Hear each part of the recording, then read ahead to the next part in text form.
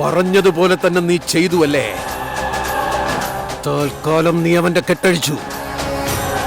പക്ഷേ ആ കെട്ട് ഒന്നുകൂടി ഘോരം മുറുക്കി കെട്ടാൻ പോവുകയാ.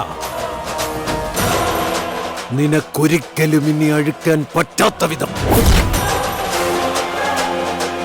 എന്റെ സുരാരി യന്ത്രങ്ങൾ ആ വീട്ടിന് കവചം തീർക്കുന്നിടത്തോളം കാലം നിനക്ക് നിന്റെ ഭക്തയെ ഒരിക്കലും അവിടെ നിന്ന് രക്ഷിക്കാൻ കഴിയില്ല.